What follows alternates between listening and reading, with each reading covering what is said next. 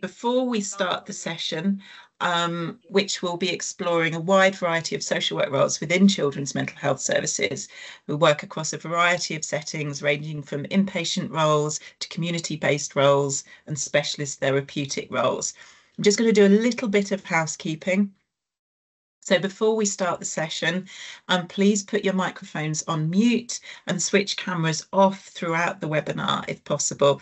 If you do want to get in touch, ask a question or make a comment, can you do that within the chat function? So we will have a Q&A session at the end of the presentations.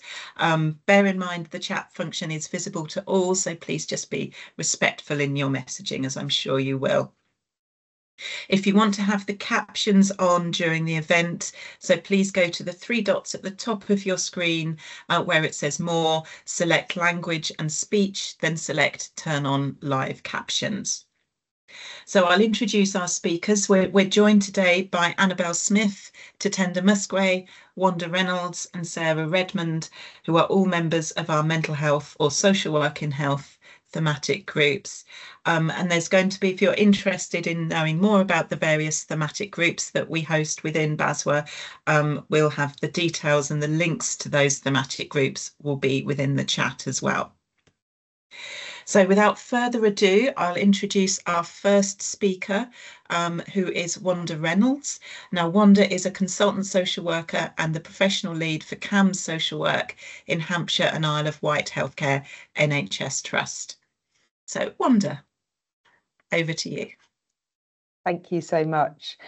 Okay, we've got some slides that we're going to share, so hopefully they're about to come up, and I'll just wait for those and I will start. So I can see the slides have come up. So yes, thank you, Mary. I'm Wanda Reynolds. I'm the consultant social worker for Hampshire Community CAMHS. And when Denise asked if there was anyone interested in sharing a bit about social work in CAMHS, we jumped at the opportunity, and we'll share a bit over the next 40 minutes. Now, just so you know, I'm not going to do very much of the talking. I'm just going to set the context out, and then I have three colleagues, Tatenda, Neve and Jenny, who are going to share a bit about their social work journeys through CAMHS, and they're going to do most of the talking and sharing. But I thought it would perhaps first be really useful to think about where does social work fit into CAMHS? Beth, and I don't know if we can have the next slide. I think one of the questions can be asked about how does social work fit into a predominantly medical model in mental health. And I think it's just really important to say, and I think also equally of equal importance, I need to acknowledge that I've pinched these slides, a couple of these slides from Ruth, who's the social work coordinator of ASYE in Sussex Partnership. Beth, could you go back to the previous slide, please? It seems to have jumped forward. I was hoping to, yeah, thank you, brilliant. Yeah, I just wanted to talk about where social work fits into CAMHS services. And I think what's really important to say is that social work fits wherever there are social workers, because it's not about a set of tasks, it's about a set of values. And I guess the important bit is that we're there to amplify the voice of young people and their families, and to be the grit in your shoe when you're in an MDT meeting talking maybe predominantly from a medical perspective, and we can begin to give another perspective to our MDTs. So social workers bring huge value and skills. And I'm going to list a few of the skills, but I think it's probably important just to firstly mention something that was said to me yesterday. I was in a training session and I was sat next to one of the consultant psychiatrists, and he was asking me about my role. And what he was then going on to say was how important he felt it was that social workers were in the MDT, because they were able to challenge him and they were able to give another perspective and they were able to ask if things had happened. And I think that's what embodies the value of social work in our teams. But just to list a few of them, we have a different perspective. We tend to use a strengths-based approach rather than sometimes the medical model can be quite deficit focused. We have a real skill at coordinating services around young people, and particularly complex cases. We're very good at managing risk and care planning, as are our other colleagues, but that's a transferable skill that we bring. We're very good at assessing need. We're skilled at managing challenging conversations. And actually, that's something that comes up time and time again that teams really value from the social workers. We have really good safeguarding knowledge and legal understanding. So that's where social work fits into our MDTs. And I'm going to move on to just talk a little bit about who we are in Hampshire CAMHS. So Beth, can we have the next slide? Thank you. So Hampshire and Isle of Wight NHS Foundation Trust is newly formed. It only formed in October 2024, 1st of October 24, and we have come together from 4 different trusts. So Hampshire, the Isle of Wight, Solent, and CAMHS was provided by Sussex Partnership. Hence, I mentioned Ruth, and we've all merged together to become one big trust. And now that we're one big trust, we've got 254 registered social workers working across the trust, and 85 of those social workers are in CAMHS. And within CAMHS, we have a range of teams and services right through from early help through to inpatient and forensic inpatient. And we have social workers represented in almost every one of those teams. The only team that doesn't have a social worker currently and are desperate to have a social worker is the eating disorder team, and that will come in time. So one of the things that we've been thinking about is how do we develop social work as a career in CAMHS? Previously, I think what's happened is people have come to CAMHS and it's their tenacity that's enabled roles to develop. But we want to create a career structure where our staff can come in and know that they can progress through the different bandings and progress in their career as social workers. So this is what it's going to be looking like. And Beth, if we can move on to the next slide. Thank you. So this is another slide that Ruth very helpfully pulled together, but it's around the career progression framework and how NQSW, so our newly qualified social workers, can come into CAMHS and progress through from a NQSW doing their ASYE through to a more experienced social worker to a senior social worker, and then on into management roles or clinical lead roles. So historically, what has happened has been that social workers have managed to progress to a band 7, which is a senior social worker with experience, but there's been very limited opportunities post band 7 to get into more senior roles at an 8A and 8B level. That's beginning to change, and there was 2 professional lead roles created over the last year, one of which I'm in, to enable progression of careers for social workers. So that's where we're moving to. We're not there yet. We were very fortunate that when we were with Sussex Partnership, Ruth had set up an ASYE programme, and Neve, one of our social workers that's going to be talking, she did her ASYE with Ruth coordinating, and then Ruth and the team in SPFT have been massively supportive in enabling us to set up our own ASYE programme, which Tatenda is currently on, and she'll tell you a little bit more about that. So that's our goal. We're very much a work in progress, and we're moving towards that goal of complete career progression. But I just want to share with you 2 more slides before I hand over to Tatenda. And the first one is, what are we offering our ASYEs as they come in? And we have a really small cohort. So currently we just have Tatenda doing her ASYE, and we've got someone just joining. And longer term, we're going to start advertising for people to come and do their ASYEs with us. We're also linking in with our colleagues in adult services for Hampshire and Isle of Wight and doing some work together with the ASYEs that are in adults. But currently, we have a new to CAMHS programme, which is offered to all staff that are coming new to CAMHS, which is 3 full days and a couple of shorter sessions. And then there is a number of different things that ASYEs can book onto. I won't go through it all, but there's training around CBT and neurodiversity, which is very significant within CAMHS, managing difficult conversations, supporting young people with autism, and then the more social work specific ones around legal literacy. And we run an ASYE reflective practice group, which has had really good feedback. So that's been quite exciting. And then moving on to what is the offer for social workers more generally. Beth, if we can have the next slide, that would be great.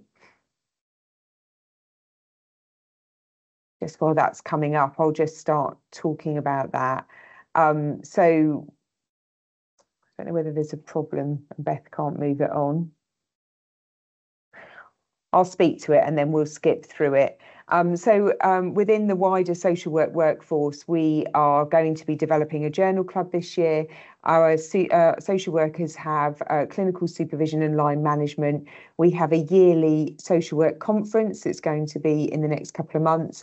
And then we have a CAMHS specific social work away day. And then in addition to that, social workers can plan through their appraisals any other training that would be relevant. And that's where what we find is our social workers that want to develop their clinical skills will often think about developing into systemic practice or cognitive behaviour therapy, and they will gain a therapy skill and qualification alongside their social work registration. And in fact, that's one of the things that I did as a social worker, as a band 6 and band 7 social worker.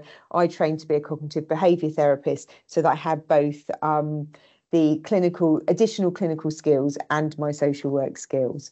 So that's a little bit about the journey, and thank you, Beth. That's moved on now. But I think what is probably of more interest is hearing about the journeys of Tatenda, Neve, and Jenny. So I'm going to hand over to Tatenda, and she's going to talk about her journey so far in Hampshire CAMHS. Over to Tatenda. Thank you. Hello, hi everyone. My name is Tatenda, and I'm going to be sharing my career so far. You okay to just move to the next slide, please? So just a brief introduction. I'm currently completing my SYE in CAMHS. I have previously worked in children's services as part of a locality team, first as a social worker's assistant, then as a newly qualified social worker. My background also includes over 3 years as a support worker, where I've gained hands-on experience with individuals of all ages. And my passion just lies in highlighting the fact that there are roles for social workers outside local authorities, especially in health. Can we move on to the next one? Yeah, so I did my placement in Hampshire CAMHS, my 100-day placement. Then I'm just going to go into a bit more detail about that. Can we move to the next one?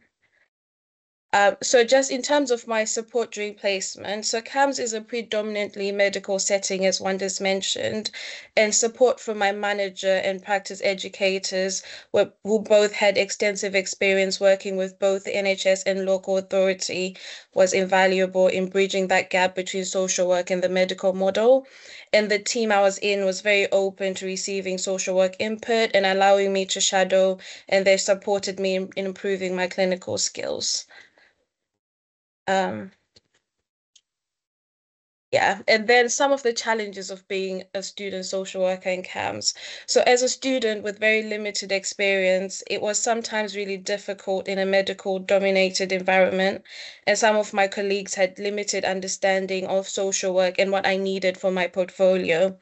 And then there was a bit of a disconnect between some of my university work, which was really statutory heavy and focused on safeguarding. And this sometimes made me feel a bit isolated from my peers with the local authority placements. And then after I finished my placement, there was a big dilemma. Should I go to the local authority or should I stay in CAMHS? And I feel like the things that made a big difference in my decision was, the first one was there was a big gap in the salary difference between what was being offered by the local authority and in CAMHS. And as well, there was a structured ASYE program in the local authority, which wasn't available in the NHS CAMHS at the time. And many universities and mentors strongly advised gaining that statutory experience in the local authority setting, as this was seen as a foundational basic for career progression. And I felt really pressured, and I did join the local authority in that children and families team. And while the role provided valuable insight into statutory work, I quickly realized that this wasn't the right fit for me. the fast-paced environment and the focus on compliance left very little room for that holistic therapeutic approach that I'd got used to in my time at CAMHS as a student.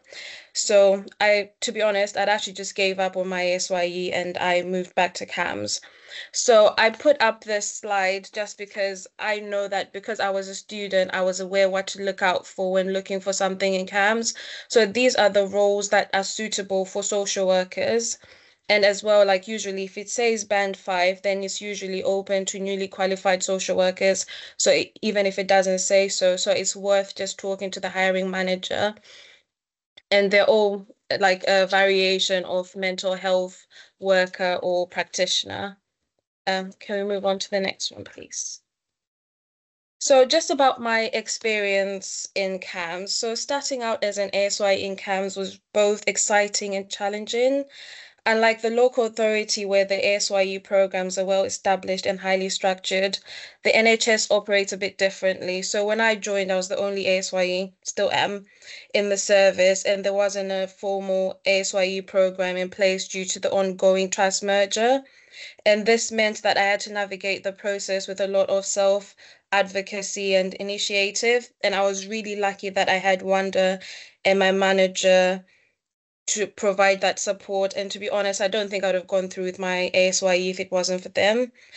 One of the most valuable aspects of being an ASYE in CAMHS was the opportunity to work closely with a multidisciplinary team. So this includes psychiatrists, psychologists, therapists, and nurses, amongst many other professionals. And this collaboration enriched my understanding of mental health and allowed me to see how social work integrates with clinical approaches. That said, there were challenges. Without the formal ASYE structure, my supervisors and I had to do a lot of learning to ensure that I was meeting my PCFs. And to be fair, I feel like I've developed quite specialized skills in therapeutic interventions, especially trauma-informed practice, managing complex risk-specific, managing complex risks specific to children and young people's mental health. And then can we move on to the next one? Just to say as well, I put a lot in my slides because I feel you might just want to go back and have a look. Yeah, but I'm just summarizing it for the sake of time. And then for students, well, I've gone into this one already. Yeah, so just in terms of advice for those that want to explore CAMHS, if you're a student, just look out for placements in CAMHS. You can attend MDT meetings, and then you can engage with other CAMHS practitioners in your own placements or through the networking events. And you can just research as well about CAMHS, trauma-informed practice, or CBT.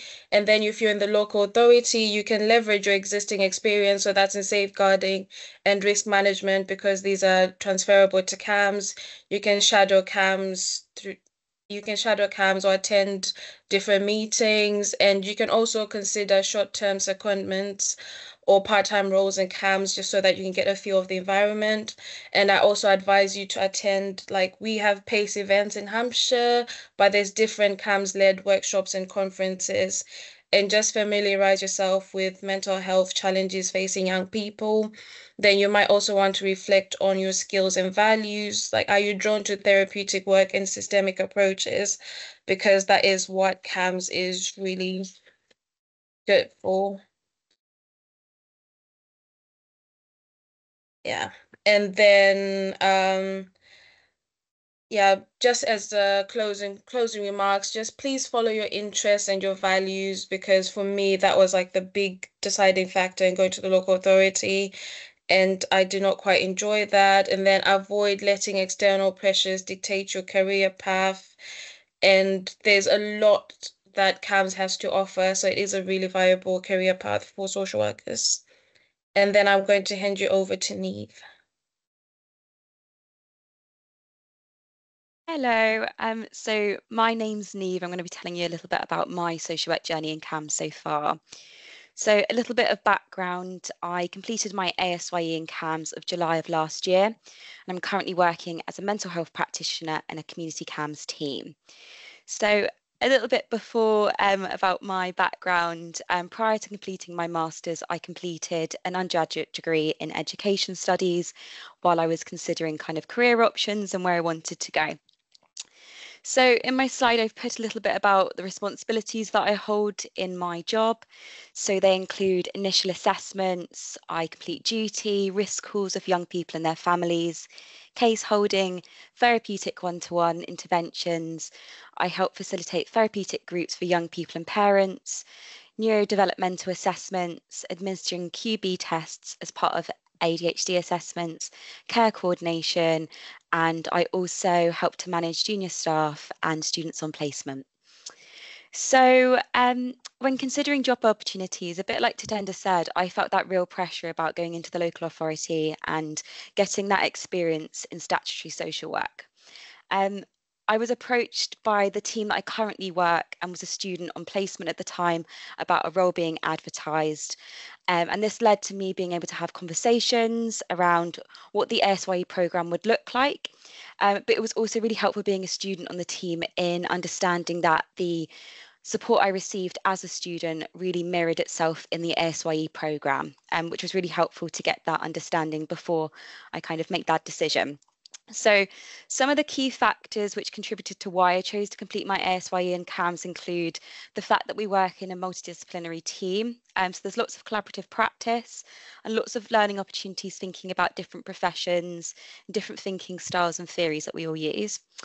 So I was told I would have increased supervision, especially in the first 6 months, access to ASYE forums every 3 months, opportunities for in-house and external training, also a variety of opportunities for therapeutic work with young people, exposure to different therapeutic interventions, and my contract was also a development contract. So it was based upon completion of the ASYE at the 12-month period, meaning I could move to the next pay banding.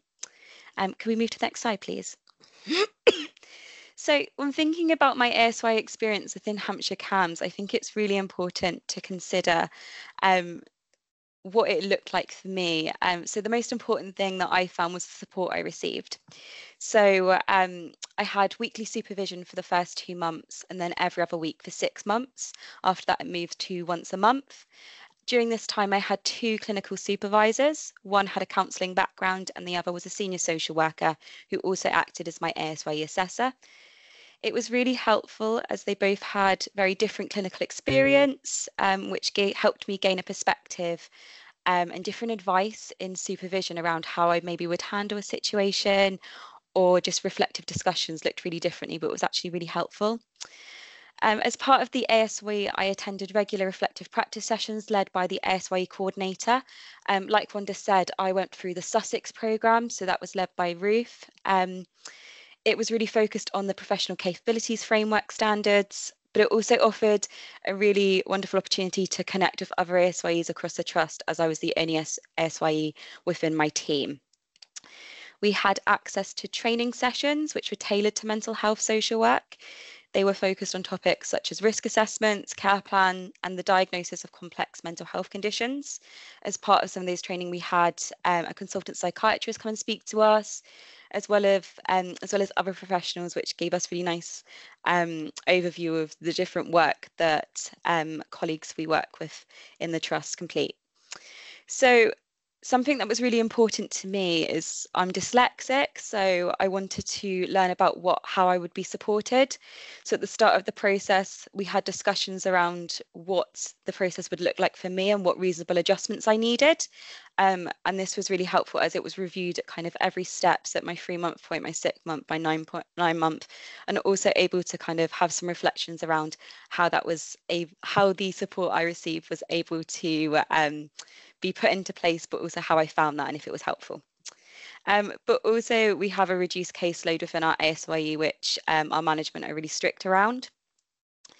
So I touched earlier about a bit of the training we receive. So there's in-house and external training. So in my first year, I was able to access DDP level 1, DBT skills, neurodevelopmental assessment training, QB test administration training, and most recently our legal literacy training, which was really helpful. So during this year, there's been lots of opportunities for professional development, which I feel has been I've been able to improve my professional practice. Key areas, things like understanding mental health conditions, communication, emotional resilience, but also challenging those decisions. As Wanda touched upon, I think that's a really important skill that we bring to kind of these MDT discussions, that we're able to challenge and offer a different perspective.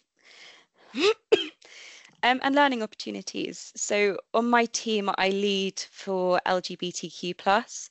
So I was able to organise a stall at Ports of Pride, where we were able to kind of integrate into the event and think about how we can signpost people in our local community to different support in our community, but also about referrals into CAMHS and how we can best support them. I was also able to attend a university lecture to promote the ASYE within Hampshire CAMHS. And finally able to contribute to systemic family therapy and sit on the reflections team within my own community team. So I think a big part of my experience relates to the change in NHS Trust. At my 6-month point, we moved to Hampshire and Isle of Wight NHS Trust. This was something that I think caused me a lot of worry initially, thinking about what it would look like. However, prior to the move, it was decided that I would stay on the Sussex programme, and I received lots of support from Ruth, who was the coordinator for Sussex, but also Wanda, in thinking about how we could make sure that I had continuity during that time, and nothing really changed. But also thinking about being across the 2 trusts, I received kind of double the support in thinking about what I wanted to do after I completed my ASYE. Can I go to the next slide, please? So some of the key questions I received from social workers who don't work in CAMHS often relate to how we use our social work skills in our practice. So like I said earlier, we work in multidisciplinary team structures, working with a variety of different professionals. I think something that's really stood out to me is how we as social workers advocate for the holistic approach in considering systemic challenges and how this might be perpetuating a young person's presentation. We have key knowledge of legislation. We promote the rights and strengths of young people and their families. We work collaboratively with our young people and families and professionals from all different agencies. And I think something that I've really seen is we often have the confidence in having really difficult decisions and discussions with families, and how we can support them to take in that information that can sometimes be really distressing, but also I think really key safeguarding knowledge. Can I move to the next slide, please? So career progression within ASYE. So like I said, at the completion point of my ASYE, I had discussions with Ruth, Wanda, my clinical supervisor and manager about what I wanted to do post ASYE. So within the trust, we have lots of opportunities relating to further education and also development into management posts. So some of the key opportunities that we have in terms of further education relate to qualifying in therapeutic practices such as CBT, DBT and family therapy. These can be done via recruit to train roles. Personally, I'm considering the CBT course, as I feel like this would be really helpful to build on my clinical practice. But we also have operational management. So this is something that Wanda's been developing in terms of the competencies and what senior social worker looks like. So we have an understanding of what we need to do to get into those roles. But we get an opportunity to gain understandings of policies and procedures within CAMHS in terms of managing junior staff, but also the students we have on placement. And kind of just to finish off, I think this is something Wanda felt was really important to include, is around my own goal for my career. So personally, I'd quite like to progress into the general management. I think what's really special about CAMHS is we have a lot of experienced senior social workers who have developed from clinical based roles, Wanda being one of them.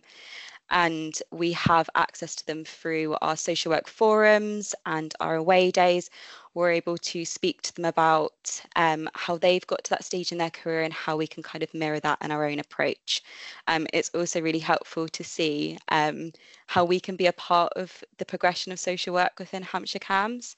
It's regular conversations that we have around social work identity and how we can contribute to ultimately making Hampshire CAMHS a really fantastic place to work for social workers. So yeah, thank you. And I'll pass on to Jenny. Thanks, Neve. Yeah, so I'm Jenny. I'm a social worker within Hampshire CAMHS. Thanks for the time to present to you today. I'm going to add to what the others have spoken about in terms of my journey through CAMHS to now. So starting with a bit of my background, how I came to CAMHS, spent many years working in a state residential specialist school for girls, which was then called social emotional mental health needs, and then evolved over time to a specialist school for girls with autism. I progressed there over many years through roles to the deputy of the residential provision, a job that was all encompassing really in terms of work with young people, 24-hour care, so getting to know them really well, complex needs of young people, and that work that you do when you're working so closely with young people, as a state parent really throughout the week. I enjoyed the leadership elements of the role, but for me, developing an interest in safeguarding, family work, and how services work together well and not so well. So with years of experience there and lots of training, I found myself without really a specific qualification to move myself forward in terms of a career, so then found myself on a path of social work. I had a love for working with children and young people and advocating for them, and so wanted to learn more and found that social work was a good path for doing that. I was lucky enough to undertake my social work training via Frontline. So that's a Department for Education and charity facility really for fast track training for social work. So there I did my training, worked through my diploma and onto my master's, and also did a systemic practice certificate as part of that qualification. I had placements in substance misuse, which was really valuable, but spent most of my time in placement and then case holding in a frontline child protection team. So large numbers of children on your caseload, as there are in local authority teams, navigating the daily challenges of that fast-paced local authority work. So Section 47 assessments, children and family assessments, court work, and everything in between. I finished my ASYE and then remained in practice in the same Outer London local authority. And then moving forward a while, as a family, we decided to relocate, and up came the search for a new job. So I looked at similar roles in my new local authority where we'd moved to, and came across CAMHS jobs. So it just hadn't occurred to me really to think about ways to use my social work skills in a service like CAMHS. So it kind of refocused my search on what was out there, how to use those social work skills in a different way. I was really interested in exploring more about mental health in young people, and thinking about how social workers can sit alongside nursing and that sort of medical model. I knew I had gaps in my knowledge at that point, I still do, but many transferable skills that would stand me in good stead. So I applied. So fast forward 3 years, here I am in the same team I began with in CAMHS.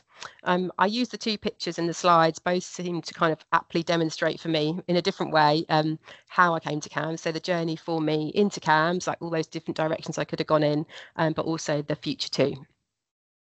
Many options, many paths to choose, finding my fit in CAMHS. For me, that's been amazing. So I think finding your fit in the job that you do, however you use your social work skills, is brilliant. So I'm still here enjoying my role, and I know that there's also kind of many other opportunities and possibilities for me, as the others have also spoken about, in terms of further career development within CAMHS too. So in terms of my role in CAMHS, I began as a clinician in a team that at that point was months old, providing a crisis service at two of Hampshire's acute hospitals. I progressed to a senior clinician or senior social worker and continue to work in the same team now. So although the role is starkly different from a local authority role in terms of case holding and statutory responsibilities, I am drawing on my social work skills, values, knowledge every day. So I'll tell you a bit more about that. So my role is a senior clinician in the Paediatric Psychiatric Liaison Team, so PPLT for short. So we're a hospital-based team and working across 2 large Hampshire hospitals and part of the wider CAMHS service, but quite a different day job. So we're based in the hospital and we're working shift patterns across 365 days of the year. So it's quite different. Our team itself is made up of mental health and paediatric nurses, a consultant psychiatrist, and our manager. And they're called a matron because we're in the hospital. I'm currently the only social worker in our team, but we have another social worker newly recruited, which I'm very excited about. So we're a responsive team. We operate a crisis service for children and young people who present at hospital with acute mental health need. We provide therapeutic type assessments and crisis interventions using a biopsychosocial assessment model. We have the privilege of working with families at times of crisis, using skills to build rapport and trust in a very short space of time, working closely together to understand what's happening for them at that time of crisis and try and formulate a plan. This is usually just over a few hours, working towards a safety plan really, and a complex risk assessment as part of the kind of bigger assessment with the aim of supporting a safe discharge home for the young person. As you can imagine, this is far from straightforward, and with the growing complexity of mental health and neurodiversity in young people, the job does seem to evolve day on day. It's certainly quite different now to what it was 3 years ago. It's a demanding role, there's no doubt about that, and it does require resilience and supportive team around you, which I've definitely got. We work closely with teams in the hospital, so medical teams, other teams in the hospital, the CAMHS community teams, and wider services that might be involved with young people or potentially explore what could be. So what have we got in the local area that we can draw on? We liaise regularly with schools, GPs and other services working with young people we see. Children's services are frequently part of this, and utilising the knowledge and insight into local authority processes and thresholds from having worked in a local authority has been invaluable. On a daily basis, the core job role for me is essentially to provide robust assessments for young people in crisis with the complex liaison that sits alongside this, to ensure really that that's a valuable piece of work and is thorough, but also it's more than that for me. So working as a senior social worker, there's elements of leadership and responsibility in the team, operational responsibilities, other lead roles within the team. So for me, that's safeguarding, for example, opportunities for team development, training and CPD opportunities, very much a varied and fast-paced team to be part of. Next slide, please, Beth, thank you. Okay, so thinking a bit about sort of examples of how I utilise my social work skills in my CAMHS roles, when I sort of started to think about that, it's a bit of an endless list and no 2 days are the same. And so some of the examples of things I came up with are kind of illustrated in the slide. So the importance of relationship building, trust and openness, systemic thinking and genograms, safeguarding, including contextual safeguarding, social graces and reflective thinking, thinking constantly with that lens of curiosity, managing uncertainty, assessing risk, context and relevance of legal frameworks, and then of course the underpinning by our social work professional standards and capabilities, and holding the young person in the middle. I always come back to that, holding the young person in the middle of what I do. Next slide, please. Thanks. So moving to think a bit really about how social work is also relevant to the role. So not just the skills I use, but how I can develop as a social worker within the team and other opportunities within CAMHS for social work development. I think some of these have been covered by others. So regular social work forums, these are accessed by social workers across various teams. Annual service-wide social work conferences with guest speakers, opportunities to meet social workers across the trust and network, find out about other opportunities within the trust as well. Ongoing training programs. So most recently we had a legal training day, really interesting. Again, opportunity to meet up with other people, great for your CPD as well and revalidation. There's lots of opportunities for kind of personal training and development depending on the things that you're interested in. So for example, university courses, very much supported and encouraged. I've done my practice education qualification with Bournemouth University, and as part of that we have students on placement with our team.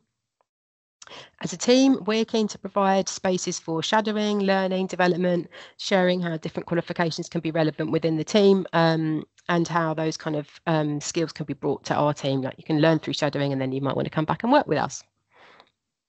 There's a strong supervision system, so clinical supervision with a senior social worker and a focus on social work identity within that too.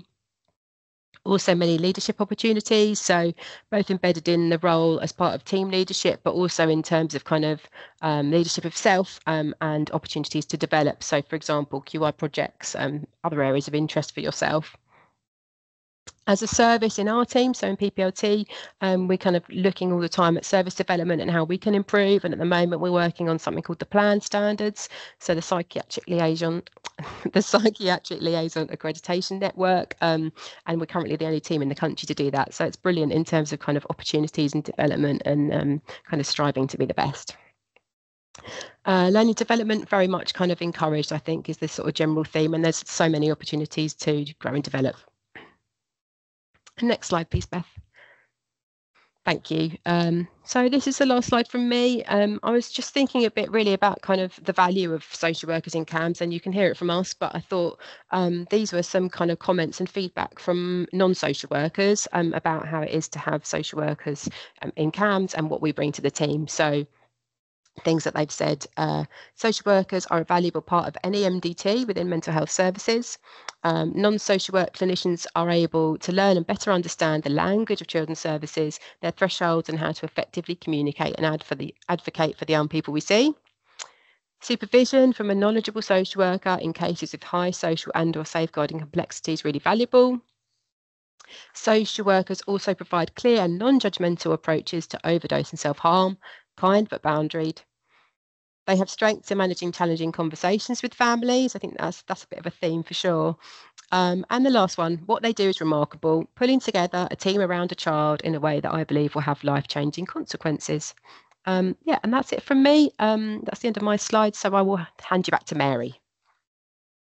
Thank you, Jenny, and many thanks to Wanda, to Tender, Neve and Jenny for their presentation this afternoon. Really fascinating. And just to reiterate, we will have the Q&A session, but in the meantime, if there are any questions you want to ask, feel free to pop them in the chat. So our next speaker, I'm going to introduce Sarah Redmond. Sarah is the course lead on social work retention through the West Midlands Teaching Partnership, and Sarah also teaches at local universities, including Staffordshire University and the University of Birmingham, with a focus on the AMP role. So I shall hand you over to Sarah. Thank you very much. Good afternoon, everybody.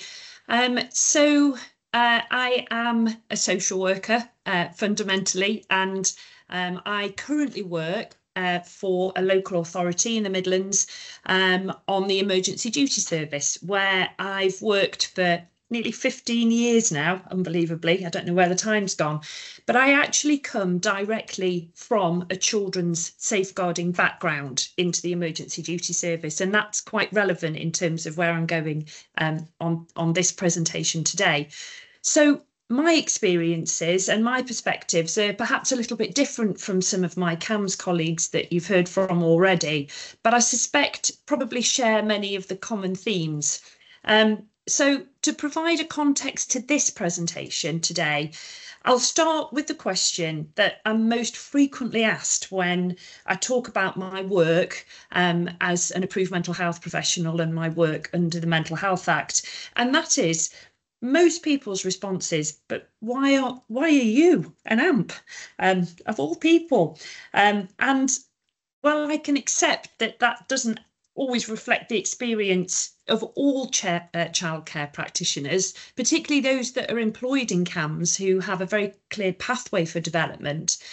Sadly, as a social worker working within a local authority, this has been my experience, that people are quite shocked at my interest and involvement in children and young people's mental health needs. And actually, for me, that really is an important part of this presentation, because it speaks to the absolute crux of the issue around the barriers that exist to effective working practices for children and young people who experience mental health sort of challenges. And that is that the two major organisations, the health and social care organisations, don't always work that collaboratively together. And it's actually the individuals, that you've heard from today, and individuals I'm sure that you all work with, that actually bring a huge amount of the knowledge and the skills and the expertise, regardless of the settings that they're working in. Because I firmly believe that social workers, as already been said, fit in all of those social care settings. But where did it begin for me? So what was my journey? Well, as part of the conditions of my employment on the emergency duty service, which is a generic team, it's a county-wide generic team, so we cover all aspects of social work, statutory social work, including assessments under the Mental Health Act. So as part of my conditions of that employment, when I started 15 years ago, it was the expectation that I would undertake my PG certificate in approved mental health professional practice. It took me about a year to recall just the name of the course, but effectively it was my AMP training. And it was undertaken at a local university. It was a 2-year academic and practice-based course. And I entered or started that course with a huge degree of trepidation and worries about what that would look like. And unfortunately for me, at the start of that course, all of those worries were recognised when I walked into a room of 25 people, in fact, more than 25 people, all of whom had come from a background in adult mental health services. And this was later compounded on the first day when I actually asked a question, which was in relation to meeting one of the competencies in the portfolio that you needed to complete as part of this training. And part of the requirement was that I wrote a reflective piece on working with adults with mental health difficulties. So I put my hand up in the lecture and said, would I be able to use my experience of working with parents with mental health difficulties? Because I hadn't actually got any direct experience at that stage of working with adults, working in an adult mental health setting. And the lecturer replied that, well, in front of the whole group, said, well, that was why I only reluctantly agreed to have you on the course, Sarah, because really this isn't the right course for you. So, like I say, my worries were quite openly recognised that at the time, 15 years ago, children's social workers, both from CAMHS setting and local authority settings, were not going on these training courses and undertaking this degree of undertaking commitments to be an approved mental health professional. But nonetheless, I'm really pleased to say that I did stick with it. And I did do the 2-year course, and I built up a really good working relationship with the lecturer, as well as hopefully I could demonstrate that I had some skills. I didn't have all the skills, but I had some skills that were needed to carry out the AMP role. And once I'd completed the course, I've started on the AMP rota, and all local authorities and trusts have different ways of managing their rotas. But for me, the expectation is that once you are an approved mental health professional, you contribute to the rota. And that is the undertaking of mental health act assessments for people, obviously, who were referred into the AMP services, we call it. And because I already worked on the emergency duty service, it meant that I didn't need to contribute to the daytime rota, because I was already fulfilling the requirements by contributing and doing the mental health act assessments out of hours through the nights and the weekends. And we were coming across quite a lot of children and young people in those settings, and we were assessing them under the Mental Health Act as part of that role. So I was easily meeting those requirements. But also, as part of being an AMP, you also have to go through the reapproval process every 5 years. And I mean, that's like doing the course all over again in itself to some degree. So you have to... Every year you have to undertake so much training, so much mandatory training, including legal update training. You participate in wider AMP networks and forums. And there's also a minimum number of assessments that you need to do, and evidence. You have to provide them as evidence as part of the reapproval process. And I'm lucky to say that on the emergency duty service, in terms of minimum requirements, I don't even know how many you have to do, because we just do so many that we sort of tick that box easily. So that's what it looked like for me, my journey to becoming an improved mental health professional, and then being an AMP is sort of, as I say, this contribution and to the rota and the reapproval. Next slide, please. So what does being an AMP from a children's service background actually look like? Well, the pie chart that you can see on the left-hand side, I think it's your left, I'm not sure actually. Anyway, the pie chart shows that actually the number of approved mental health professionals coming from a mental health background, an adult mental health background, far outweighs the number of AMPs that are coming from any other professional background. There's a small proportion that come through older adult services, that's 7%, some through the learning and disability services at 4%, but the smallest number of AMPs come from a children's service background. And these numbers include those that come through the CAMHS pathways, but equally those that come through the local authority pathways. And we are a tiny amount of AMPs. So as part of the work that I've done and developed an interest in assessing children under the Mental Health Act, I've started to do some research. And last year, I conducted a survey of AMPs locally. I work for a very big local authority, and we've got very collaborative working practices with the Trust as well. And they agreed for me to do a service evaluation where I conducted a survey of approved mental health professionals and asked them about their experiences of working and assessing children and young people under the Mental Health Act. And 43% of respondents said that they felt that they had received in-depth training, which was great, but it actually meant well over half felt that they hadn't received in-depth training in preparation to assess children and young people under the Mental Health Act. And only slightly over half felt adequately prepared to assess children and young people when they finished their degree. When they finished their AMP qualification.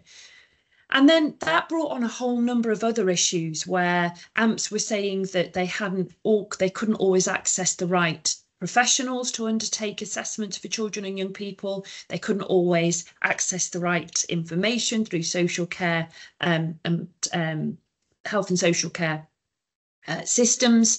And a lot of them didn't actually feel confident with the admission arrangements for children and young people under the Mental Health Act. So there's lots and lots of complexities that came out of this survey of AMPs.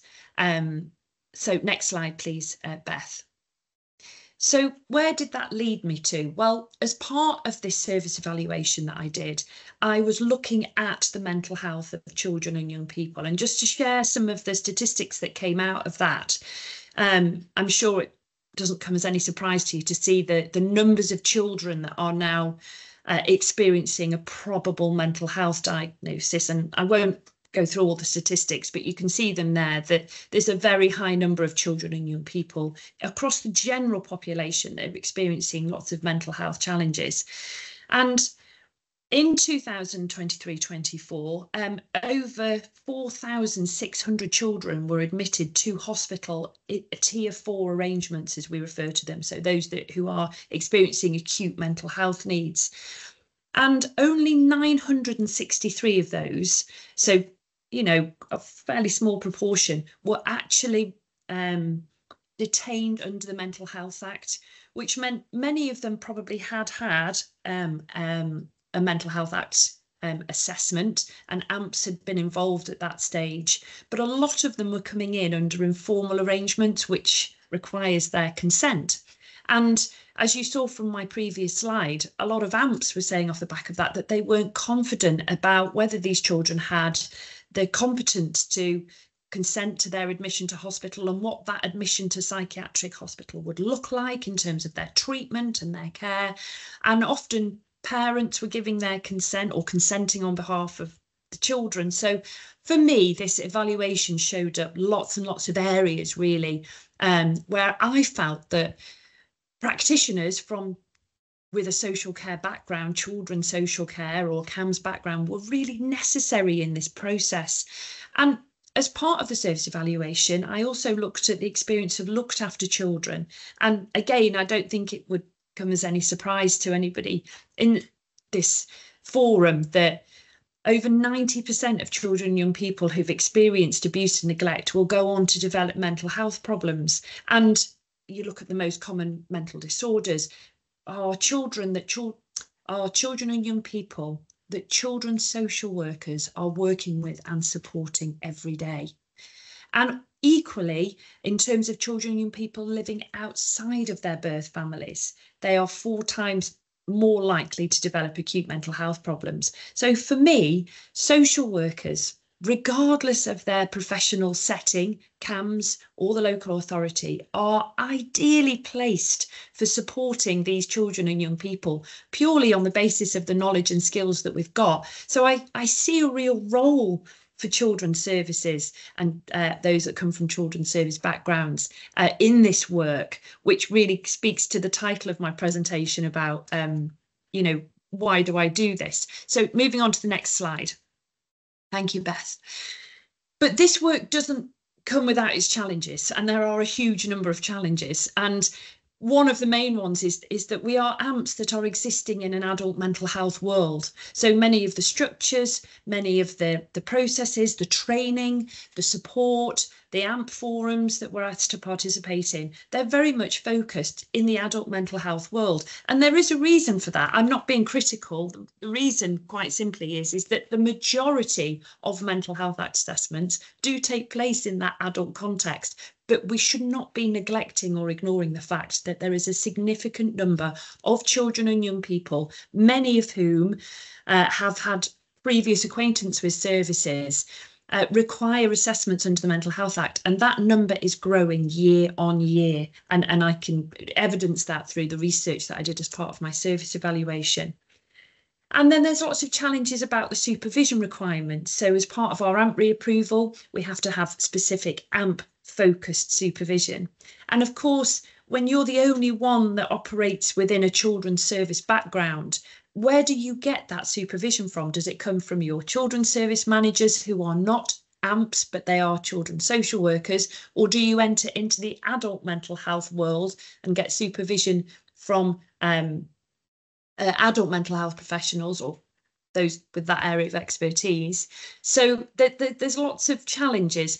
The legal guidance isn't that clear. So even the very threshold for bringing children and young people into hospital who experience acute mental health needs is not helpful. The first point of reference within the Mental Health Act is the admission for criteria is diagnosis of a mental disorder. And of course, many of these children don't have a diagnosis of a mental disorder at this stage. It's more generally a manifestation of their experiences and their risks, if you like. And often as an AMP that comes from a children's service background, again, regardless whether you're in CAMHS or in the local authority, there's a lot of high expectations from other professionals who think that you're going to have some form of magic wand that's going to resolve a lot of these issues for these children and young people. So even if they are not detained under the Mental Health Act, there's an expectation that somehow that we'll have access to lots of other resources that are going to fix or repair the problem. And that kind of brings me on to my final point about where AMPs in these contexts are expected to wear multiple hats. So you're not only looking at the mental health of children and young people, but you're also looking at any safeguarding issues that exist outside of that. And even more broadly, sometimes we're looking at placement issues where placements or arrangements within the family have broken down. So it becomes a very big role with multiple hats on. And I could talk to that for a long time, but I'm conscious of the time ticking on. So my final slide, please, Beth. And I think this side really speaks to why we need children's social workers. And that is, as I say, regardless of whether you are in CAMHS or whether you sit within the local authority, but we have so much to offer. We have a good understanding of social issues, bullying, peer isolation, the impact of social media, criminal exploitation, sexual exploitation. We have tremendous knowledge on that. We are absolutely fundamentally rooted in trauma and our understanding of the perspectives of children who've experienced abuse and neglect. We have a really good understanding of the legal frameworks, not just the Mental Health Act, but also the Children Act. We always apply lifespan approaches. We're able to look right across the lifespan in terms of the impact of their experiences as they move through childhood into adolescence and into adulthood, loads of experience working with carers and families, lots of multidisciplinary experiences we've heard from my CAMHS colleagues and the value that that holds. And I think also, as you've also heard my CAMHS colleagues reflect, that there's lots of skills that we can bring in supporting others in taking positive risks to try and keep children and young people as safe as we can. So thank you very much for your time. Thank you, Sarah. Lots of food for thought there. Just introducing our next speaker. So now pleased to welcome Annabelle Smith. Annabelle is the professional lead for social care in a child and adolescent mental health service and part of the senior leadership team that oversees her trust's CAMHS team. Annabelle is also the founder and chair of the CAMHS Social Work Leads Network. I'll hand over to you, Annabelle. Thanks, Mary, and thanks to Baswa for giving us this space today, and thanks for everybody who's spoken already. I mean, maybe it's just me being a bit sad, but it's so exciting to hear so much about social work CAMHS. I suppose just to introduce myself, as mentioned, my name is Annabelle Smith and I'm professional lead. And I suppose just to make sense of that title, because that's sort of perhaps a health-led title, it's sort of the equivalent to being the principal social worker for social work in CAMHS. And I am from HPFT, which is in Hertfordshire. It's been so fascinating to listen to all of the previous speakers and hear about their journeys through CAMHS. And I suppose I was just going to start, I think, Beth, if we could move on to the next slide, really made me think about my own career in CAMHS and how I've got to where I am today and the work that I'm doing today. And I guess I kind of thought it's a bit of a mix of qualifications, support and opportunity. So I did initially do a psychology degree and then I worked in youth work and I worked in family support and was sponsored to do my social work qualification at that point. And I guess I kind of really wanted to amalgamate my original degree around psychology and then the social work degree and chose to do a placement at CAMHS. But I think it sort of speaks to some of the challenges that others have mentioned today, that I sort of had to seek that placement out myself and arrange for it myself. It wasn't a natural sort of step. I mean, this was about 20 years ago, but still, that flavour still seems to be there. And then I guess as I've progressed through my career in CAMHS, I've kept very closely aligned with social work, which hasn't always been the easiest. It's very easy to get subsumed into being a sort of generic mental health practitioner or to kind of become sort of flooded with other people's disciplines. You sort of learn from your colleagues, and there can be a sort of tendency to lose some of that social work specific identity. But I think for me, the fact that I carried on doing specific social work qualifications helped keep me aligned with my social work identity. So I did an advanced social work course, and then I did a master's in social work, and I'm now currently undertaking a doctorate. So I've always had that strong link back to my social work identity and to other social workers working in other areas, which I think has been really helpful. I guess in terms of support through my career has waxed and waned, I would say. So I had a really good supervisor initially, a really excellent social worker who really helped guide me at points. But there have been other points where I think, like others who have spoken, you have to kind of have your own tenacity. I'd had to have my own tenacity to take myself through my career and find where I was going. It wasn't a very clear pathway at that time, which you might get in the local authority of sort of promotional steps. And I think what has been fantastic today is hearing about the work that they've been doing in Hampshire around making sure that that career pathway is in place and that people are supported at each step through their careers. And I think that's what we've been working on in Hertfordshire a lot in the last few years to make sure that that is there. So again, we have that capability now to do sort of from students, ASYE, right through the spectrum of bandings. So yeah, I think it's fair to say that some of my career has been supported, and some of it really has been about myself leading my own journey. Can you move on, please, Beth? Thank you. It's ultimately led me to undertake a doctorate, and really my motivation for doing that doctorate was because I wanted to have space to research the experience of social workers in CAMHS, because there wasn't really very much written about it. I struggled to find any specific research papers.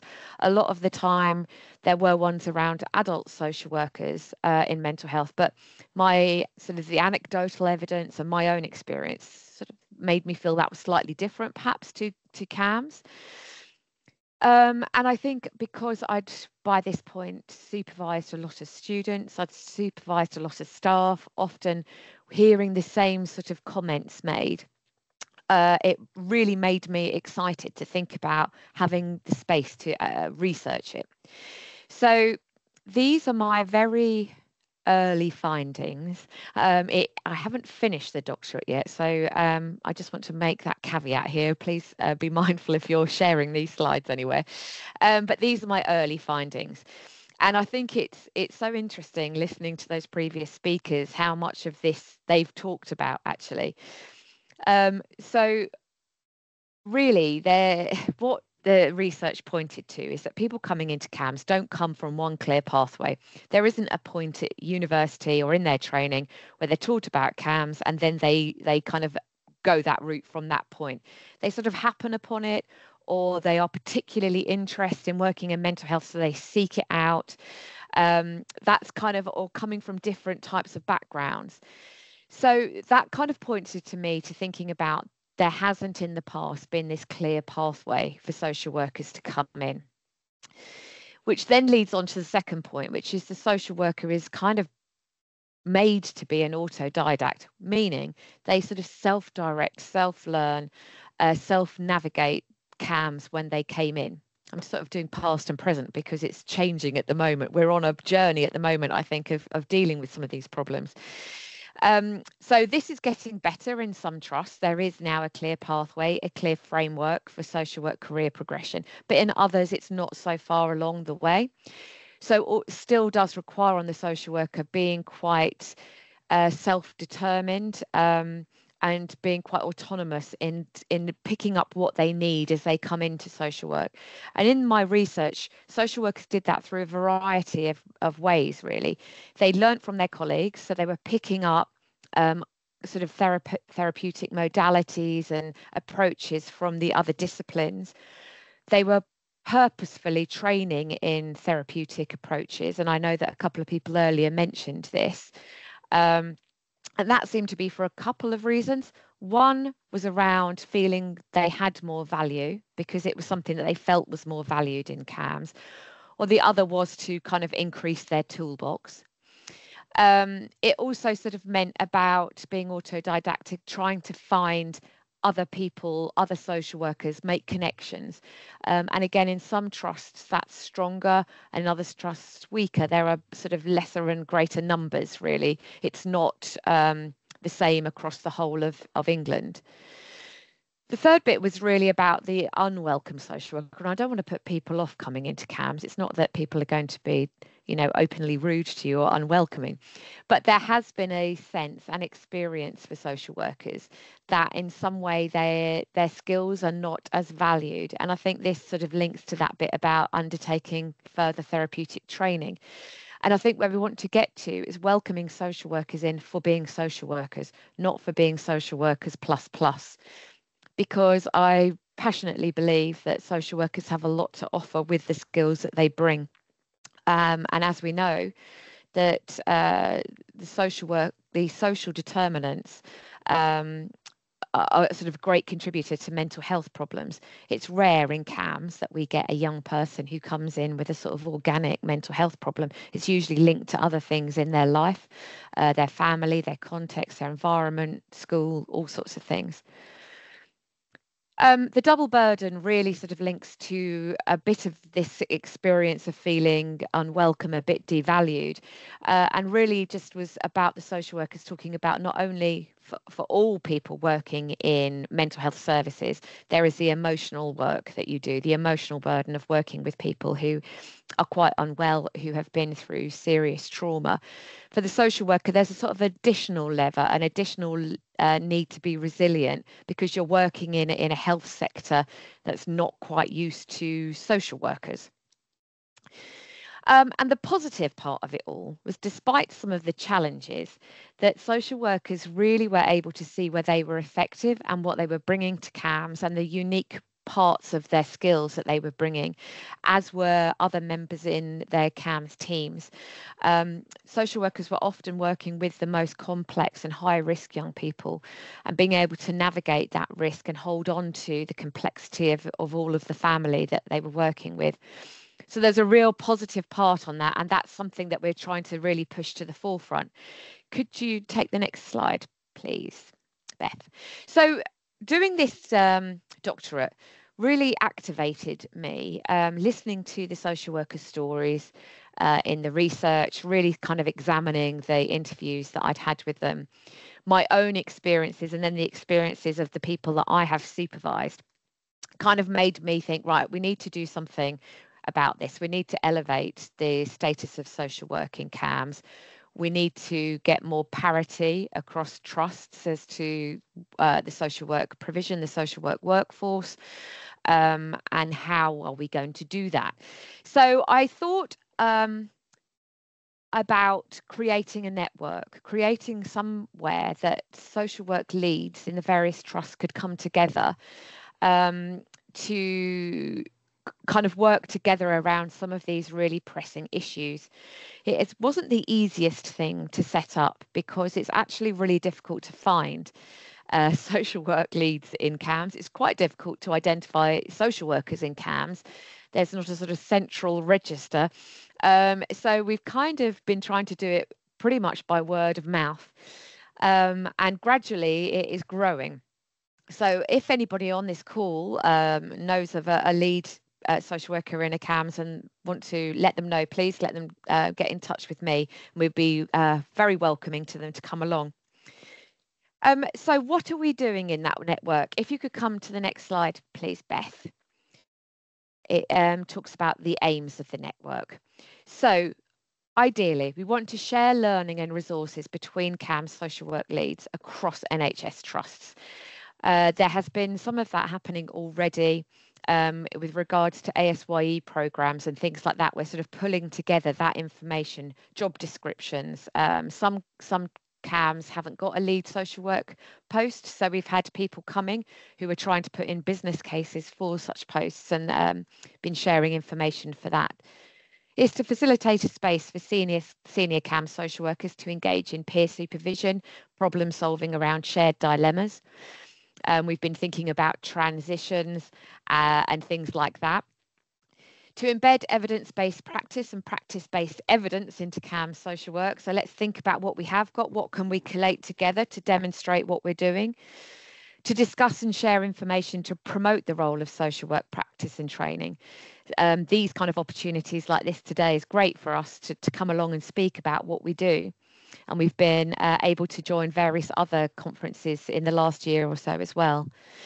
To enable joint responses to any national policy, legislation or guidance. We recently were joined by one of the barristers from the Law Commission to come and talk to us about the proposal for disabled children's legislation, and we've been able to feed back our thoughts into that with sort of specifically around mental health. To work alongside existing social work, social care and carer and service user organisations, including Social Work England and BASWA, and to promote strong collective organisation responses, to campaign jointly around specific issues where we're able to promote the interests of social workers in CAMHS locally and nationally, and to bring together resources between social work leads across NHS trusts, to think about problem solving, and I've just repeated those, I can see there. So yeah, it's been a really great experience. We've got probably about 50 people on the distribution list now. So we're able to really be bringing together some joint resources, and it's opened a lot of doors for me to be able, or just for me as the chair at the moment, but we're hoping to get some people on board as co-chairs, to join other larger conferences and networks, such as the Mental Health Social Worker and AMP Roundtable Network, and the recent Social Work Leads in the NHS conference. So the network is there. It's fairly early days. We've been together a year. If we're really happy to link in with anybody, so if anybody's got any questions they want to bring to us or things that they want us to look at, then please do get in contact. There's a little bit more information there about what we've been working on, but I think I have pretty much spoken to that. So at that point, I will hand back to Mary. Thank you, Annabelle. Wow, so much to take in from all our speakers this afternoon. We're going to open up to any questions people might have. I can't see any in the chat function at the moment, so feel free either to pop any questions in the chat or to raise hands and we'll call you directly. In the meantime, I'm just reflecting back on sort of my thoughts and responses to what our speakers have been sharing with us today. And I think I'm particularly thinking about my practice as an AMP over 20-something years. And as someone I've never practiced with children and young people, my mental health practice has been adults, older adults, and forensics. So I remember always feeling a little bit anxious whenever there was a mental health act assessment that I needed to undertake for a child. And sometimes they were children. I think the youngest person I ever assessed under the Mental Health Act was 12. And it's an incredibly complex thing to be doing. So I was certainly always grateful for colleague AMPs who had much more expertise around the wider children's social care issues than I ever did and would ever hope to have. We're always grateful for children's social workers practicing as AMPs. And then also reflecting on our colleagues who were talking about their experience working in CAMHS, and thinking about if you're coming in as a relatively inexperienced, newly qualified social worker, how do you maintain your professional identity?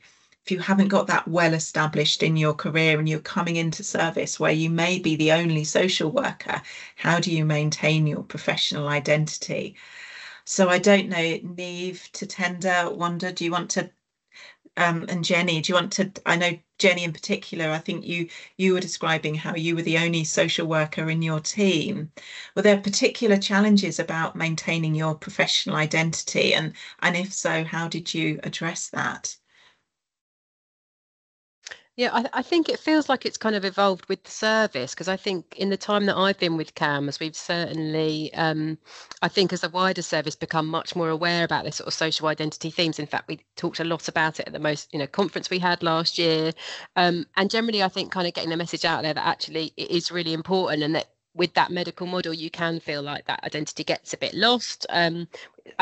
Literally that what Annabelle's work's doing as well, doesn't it, in terms of kind of that core social work and us fitting in that, where do we fit? I think it has been difficult. I think, being this, you sort of go, well, yeah, hang on a minute, and sort of that social work voice kind of comes. But I certainly feel like we're in a environment where we're kind of enabled to do that, and you don't feel like you've got to keep that shut, that there's an opportunity to share that voice and that people are receptive to it. So I think it feels like a safe place for that learning to happen. And even better now, there's going to be another social worker in the team. Thanks, Jenny. That's great.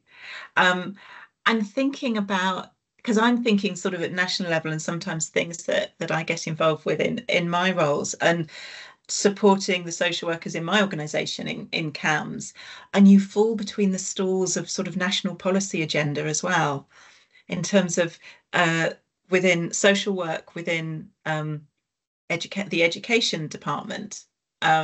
Doesn't cover mental health, doesn't really cover CAMHS, and CAMHS social work doesn't really get covered between in the adult mental health agenda that sits within the Department of Health and Social Care. So I can remember raising a few times kind of, can someone please decide where CAMHS sits in the national policy agenda?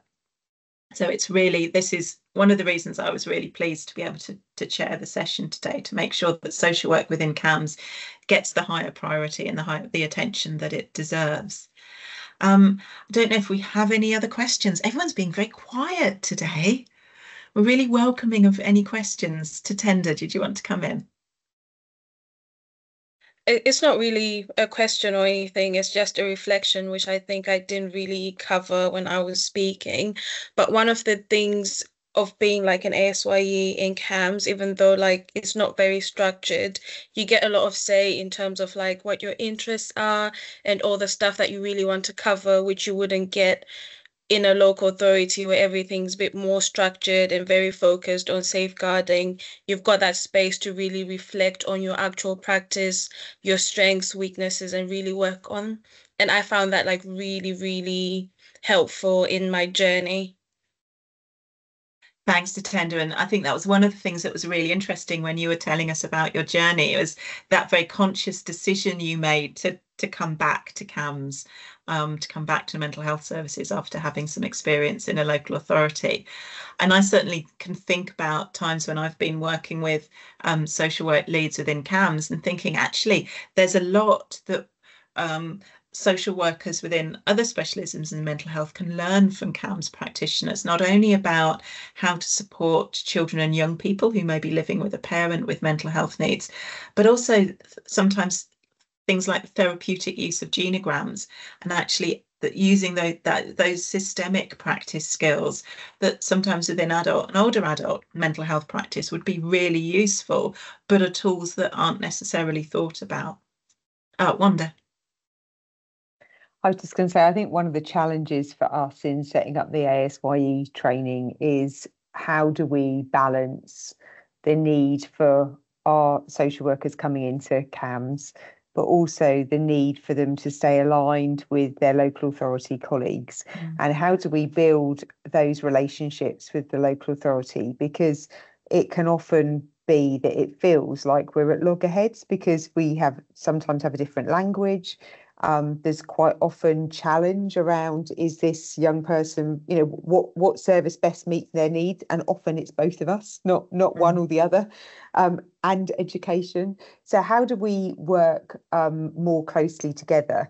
And I think one of the things that we've been thinking about and starting to forge relationships with is our local authority colleagues to have shared panels and meetings and action learning sets.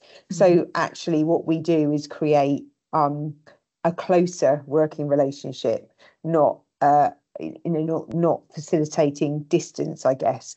So that's something that we're continuing to think about and work on, and we haven't made progress with that with our ASYEs yet, but it is something that we will be doing, because I think it's really, really vitally important that we don't think about health and local authority, but we think collectively we are children's social workers, and what can we do to best meet the needs of those young people? So we're on a journey.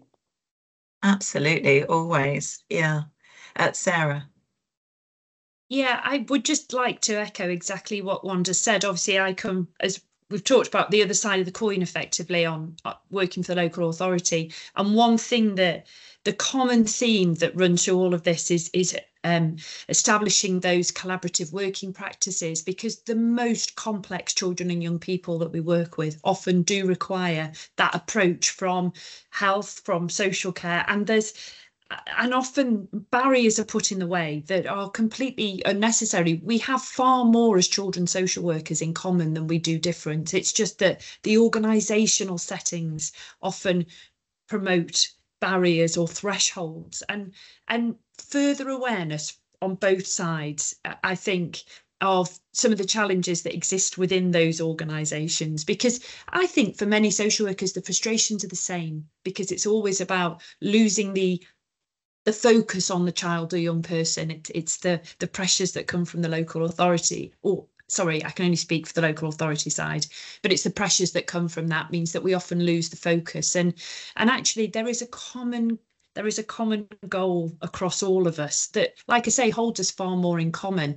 But it becomes divisive. I think that's the difficulty when there are limitations on resources. But that isn't the individual practitioners. The individuals are working really well and really hard. That's my experience.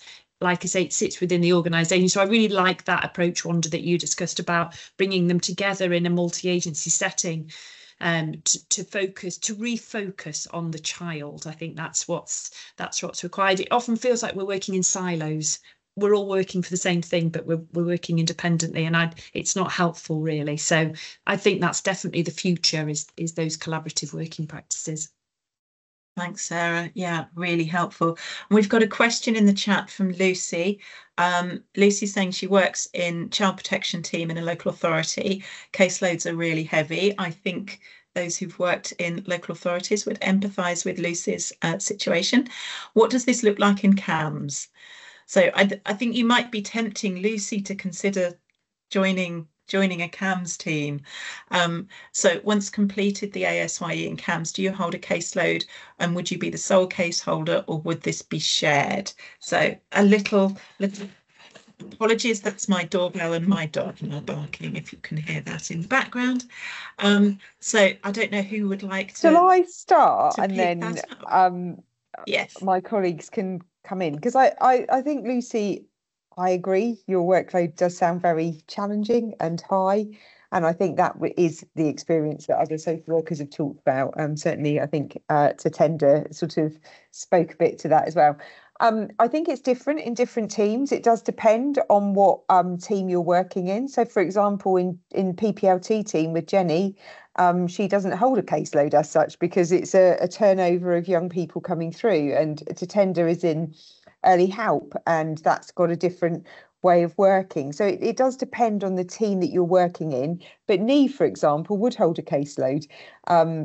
I suspect it's not as large as in the local authority, but the part of the reason for that is that there's a kind of different emphasis on the work. So I'm privileged to supervise Neve, so I know a little bit about her caseload, and she does quite a big variety of work. So she does neurodevelopmental assessments and initial assessments and individual therapeutic work. So she might hold a smaller caseload, but that might be weekly appointments with somebody, or completing an assessment in a short period of time, which is not dissimilar to a local authority social worker. So in terms of are you the sole case holder? Often you are the sole case holder, but that is within an MDT, so within a multidisciplinary team. So one of the things that often happens in teams is that you would take the case back to the MDT for discussion and complex case supervision and support. I'm going to let Neve come in, because I think she's going to talk a bit more specifically about that. Yeah, so I would say that in terms of caseloads and CAMHS, I think there's a real emphasis around what you're doing for young person. So, for example, in my caseload currently, I have a variety of different young people that I'm working with for different reasons. So care coordination and risky young people. My team specifically, you would only have a couple at a time, and then you have other young people that you might be working with alongside a group that they're attending, or you're doing a neurodevelopmental assessment. So I think there's a real emphasis in understanding that your caseload might look different in terms of numbers at times, because you have more young people that you're doing neurodevelopmental assessments for that require less contact during the time that they're on your caseload. But there's a lot of thought around actually what you're doing, and if you have quite complex young people, that takes up a lot of your time, which I think there's really thoughtful considerations around your caseload, which I find quite helpful and ultimately makes it quite manageable. Thanks, Neve. That's really helpful. Tatenda, we've got about a minute left. I don't know if you want to come in briefly. I was just going to say as well, like, we have loads of supervision to discuss your caseload. So sometimes, depending on the complexity, it might be a bit more, a bit less. And I'm in early help, so I don't really have a caseload as well, because we run groups and workshops. So, yeah. That's really great. And we're not competing. I think one of the messages, whatever specialism in social work you work in, we don't measure how busy we are by the number of people on our caseload. But I think the important thing is to say that you're working as part of a team who are supporting you. Right, I'm going to draw the session to a close now and thank all of our speakers, Tatenda, Jenny, Neve, Wanda, Annabelle and Sarah. Thank you for your time and all the effort you went into for preparing and presenting your talks today. What I would say, there's resources that Denise has been popping in the chat. So there's the link to the network for Annabelle, and there's some link to other BASWA information there as well. Now, feedback form, again, it's just popped in the chat. Be really great if you could complete the feedback and let us know how you found the session today. And on that note, thank you very much for attending and contributing, and a final thank you to our speakers. Enjoy the rest of your days.